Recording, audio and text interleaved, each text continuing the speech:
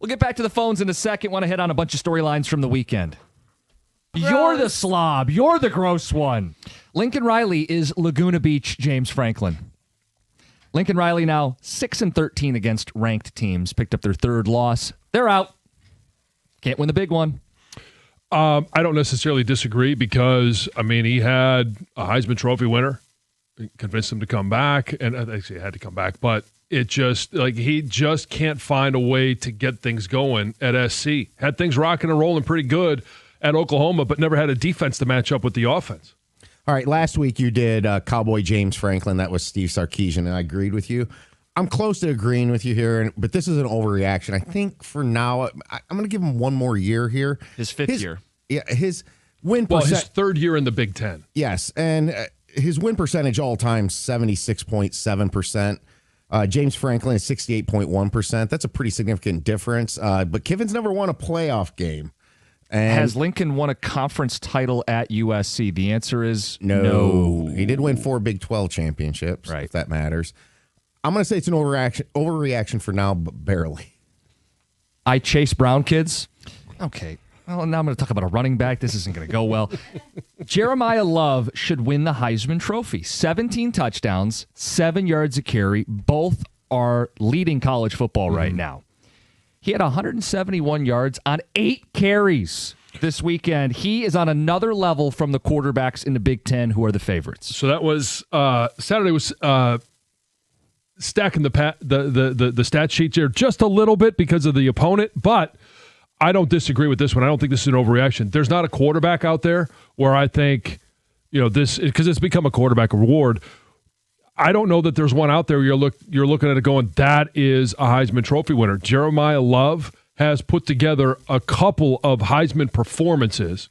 The reason that Notre Dame will be in the college football playoffs is because of Jeremiah Love. He has single-handedly pushed them forward. I think this is an overreaction because I think if we get undefeated Ohio State versus undefeated Indiana, you get Mendoza versus Sayin. But are we just doing it because it's the quarterback position on the number one team? I don't think so, because I think quarterbacking a undefeated team through the entire season in the playoff era is something that should really be accounted for.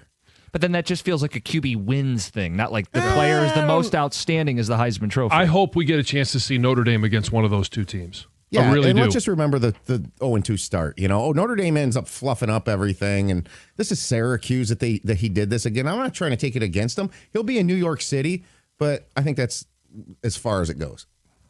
I'm with the Mafia. Jonathan Smith has no balls.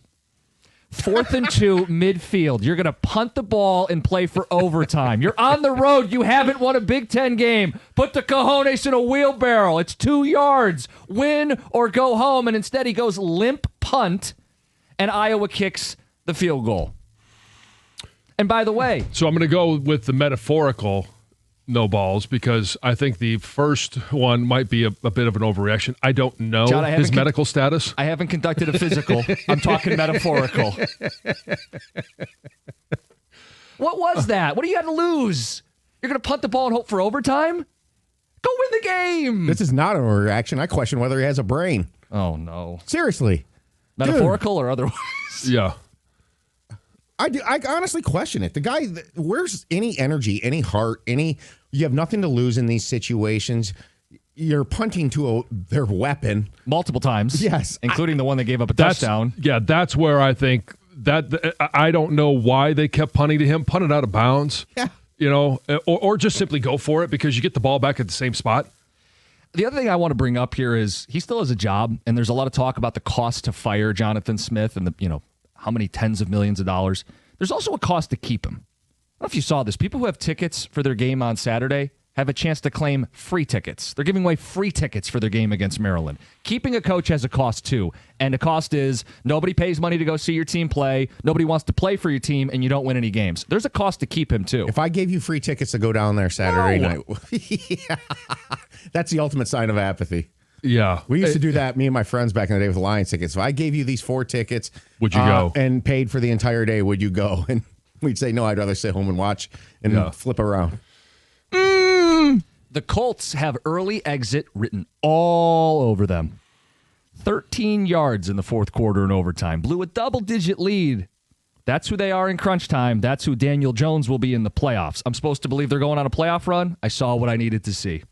Well, if the playoffs were to start today, they would play the Jacksonville Jaguars. You think they'd be an early exit? I don't think they'll play the Jacksonville Jaguars. Well, if That's today. Yeah. I'm looking at it right now. They might actually do that. And so I don't think they're an early exit.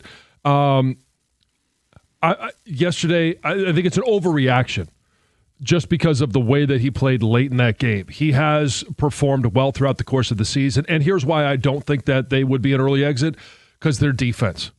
Defense travels, defense plays. Defense is a key part of being able to win games in the postseason, and their defense is really good. Their defense gave up how many scores unanswered to lose that game?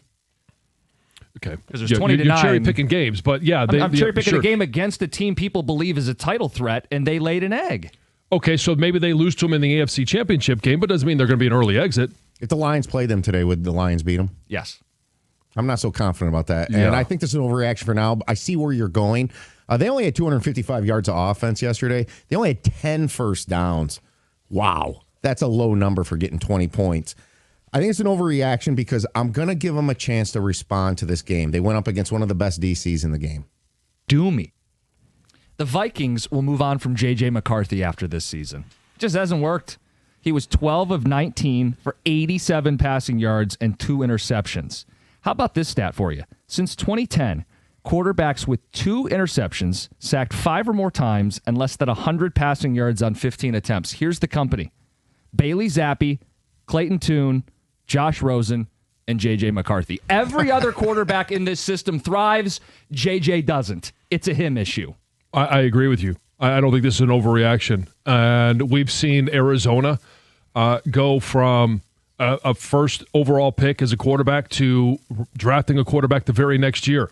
This is 2 years. I know he was hurt, but it doesn't appear like he spent that year figuring out how to be an NFL quarterback. I expected a heck of a lot more because of, and listen to this, when you're talking about some of these other quarterbacks that struggle as first-year players, even second-year players, they're not throwing the ball to Jefferson, right, Addison, Hawkinson, and a decent run game. Like, he's got the weapons to be good. He's got an offensive line that does a decent job of protecting him.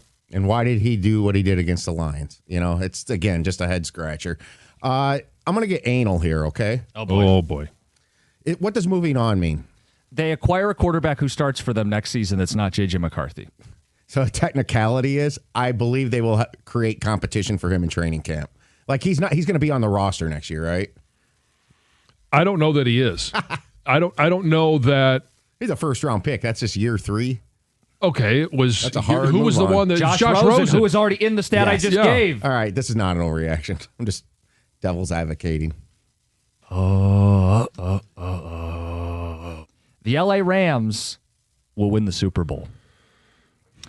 Been high on them for over a month. John, I know you hate McVay, but he's got this team rolling. They've blown out their opponents for the last 5 weeks. The QB, Matthew Stafford, having a career season. Their defense, they've rebuilt Donald in the aggregate. They get after the quarterback in waves.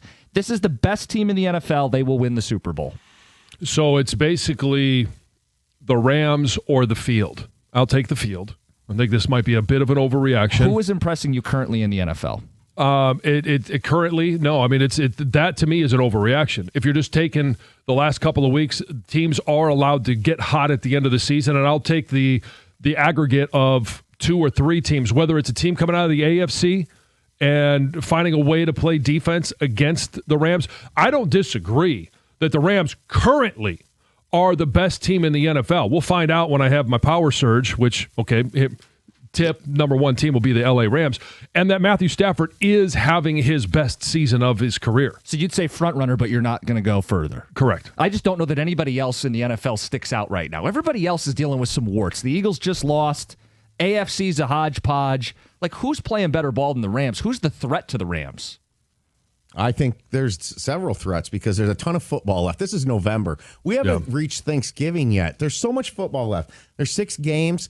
I think the Rams look the part, but I would take the field in a heartbeat over them. I think you can make a case they're last year's Lions, that maybe this is all looking too good, and Their adversity hasn't hit. Adversity hits every single team.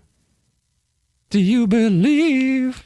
The Detroit Pistons, our Detroit Pistons, who have won 12 straight games, are a 60-win team. And this has only happened twice in franchise history, but I'll make the case. Only the bad boys and going-to-work title teams had a longer win streak than the Pistons are currently on. A win streak which I don't think is going to go. I think it's going to extend at least one more with the Pacers tonight. This team is deep. They're young. They're hungry. There's no nights off, and they will feast on teams that don't want to bring it for 4 quarters. They will win more than 60 games. All those things are true. All those things are great. And that's part of why they are on a 12-game heater. I'm not yet ready to say that they're going to be a 60-win team. I think we're going to find out. And we have seen them with injuries to a number of their top players. And everyone else come in and step up and play well. But they eventually will play teams out of the West. And I think they're rolling through the East right now. They may be the best team in the East. But I'm still – Cleveland is still right there. Yeah, Jim, I hear all your points, and they're all accurate. I think that 60-win plateau – That's huge. Yeah, and also that's 60-22. I mean, that's only 22 losses the entire season. So last year, 2 teams in the East had 60 wins. You don't have to be the number 1 team to win 60 games. Correct. Right? Who was the second? Cleveland was one? Cleveland was one, and Boston was the other at 61 wins. Yeah, I mean, look, the East is down, and they play Right. most of their games against the East. I just want to see what this team deals with, how they deal with success. Yeah. You know, they're going to have that thing where, all the headlines are looking good and the distractions start coming and everybody wants a piece of you. And I think they're living in a little bit of a... They all start doing commercials. They're kind of hiding a little. Yeah. And podcasts. I mean, if Kate shows up at Applebee's, I'm out. I want JB doing a commercial with Dan Campbell at Applebee's. How about that? If Dennis Jenkins is doing Cure commercials... Bye. Yeah, well, Cure might have. Yeah, we'll see if they're still doing business. You see JB walking here in Applebee's, and you don't let him enter. Don't let him enter the Applebee's. Ridiculous. All right, those are your overreactions. What if JB goes up to the booth and starts coaching? Okay. It's 97-1.